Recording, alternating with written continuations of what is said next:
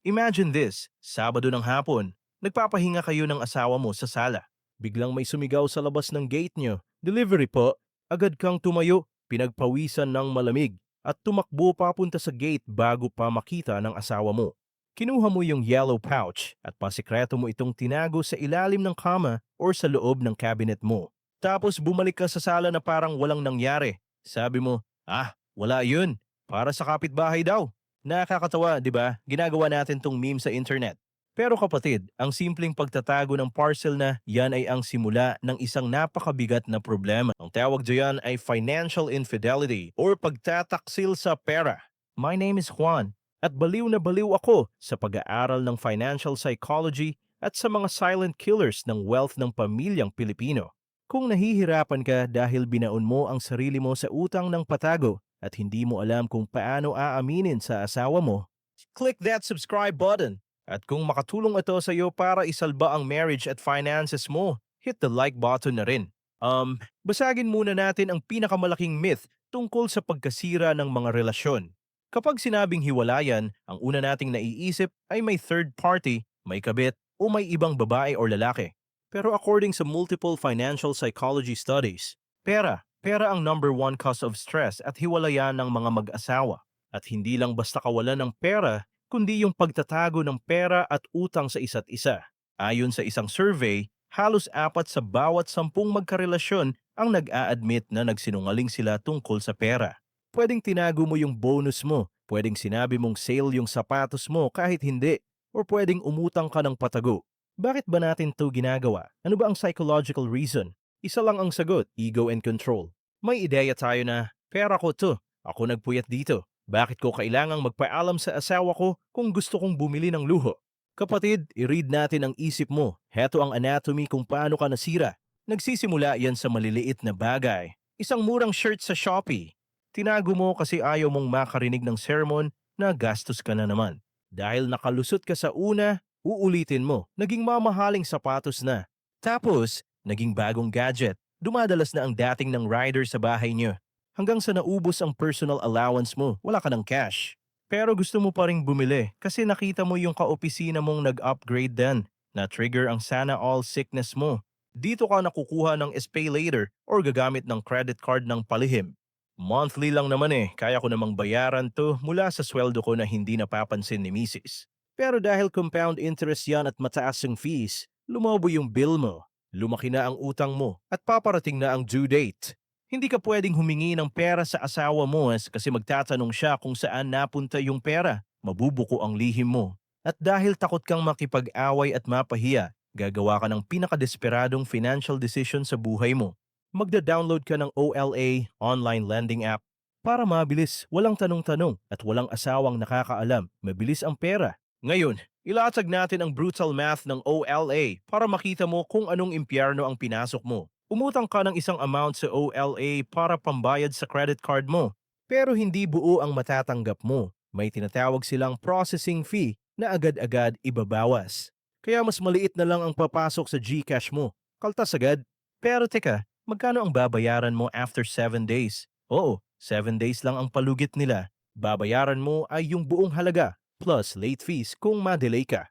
That is mathematically insane. Kumuha ka ng maliit, babayaran mo ng buo in just 1 week. Siyempre, wala kang pambayad after a week. Ano ang gagawin mo ngayon? Utang ka sa pangalawang OLA app para pambayad sa unang OLA. Para kang naghuhukay ng butas para lang tabunan ang isa pang butas. Sa loob lang ng ilang buwan, yung maliit na utang mo, nag-compound na at naging napakalaki. Dito na nagiging sobrang brutal. Here is what people really don't know kapag tinago mo ito sa asawa mo. Kapag hindi ka na nakabayad sa OLA, hindi sila tatawag ng maayos. Sisirain nila ang buhay mo. I-access nila ang buong contact list ng phone mo. Yan ang inallow mo nung nag-download ka ng app. Ite-text nila ang boss mo, ang mga katrabaho mo, ang biyanan mo. Sasabihin nila, si pangalan mo ay isang scammer at magnanakaw. Tulungan niyo siyang magbayad ng utang niya. At ang pinakamalala, makakatanggap ng text ang asawa mo. Boom! Sumabog na ang lihim mo. Ito ang rason kung bakit ang financial infidelity ay madalas mas masakit pa kaysa sa pambababae o pambalalaki. Dahil hindi lang pera ang sinira mo ang trust, ang pundasyon ng pamilya nyo. Mapapaisip ang asawa mo kung kaya niyang itago ang malaking utang na to. Ano pa ang mga bagay na kaya niyang itago sa akin? May iba ba siyang pamilya? May bisyo ba siya? Baka sabihin mo sa akin ngayon para i-defend ang sarili mo, Juan, pero pera ko naman yun eh. Ako ang kumita nun. Totoo, ikaw ang nagtrabaho. Pero nung nagpakasal kayo o nung nag-commit kayong bumuo ng pamilya, sumakay kayo sa iisang bangka. Ang financial infidelity ay parang pagbubutas ng sarili mong bangka ng palihim habang natutulog ang asawa mo. Kahit sabihin mong sa side mo lang ikaw nagbutas, pag pumasok ang tubig, pareho kayong lulubog. Pareho kayong hahabulin ng collection agencies. Parehong ma-stress ang mga anak nyo. Walang kanya-kanya sa utang. Kapag mag-asawa na kayo, the math does not care about your ego. So, paano mo aayusin to kung nandito ka na sa sitwasyong ito? Paano mo isasalba ang buhay mo? Here is your 3-step survival plan. Step 1. The naked confession, ang hubad na pag-amin. Huwag mo nang hintayin na OLA ang mag-text sa asawa mo. Ikaw na ang maunang umamin. Oh, magagalit siya. Oh, iiyak siya. Tatanggapin mo lahat ng mura at sumbat kasi kasalanan mo. Pero mas rerespetuhin niya na nanggaling sa bibig mo ang totoo kaysa nalaman niya sa iba. Step 2. The financial consolidation, pagsamahin ng utang. Ilatag niyo lahat ng utang mo sa mesa. Walang itatago. Kung kailangan niyong ibenta yung sasakyan, ibenta niyo. Kung kailangan umutang sa kamag-anak na walang interes para bayaran ang OLA, gawin niyo.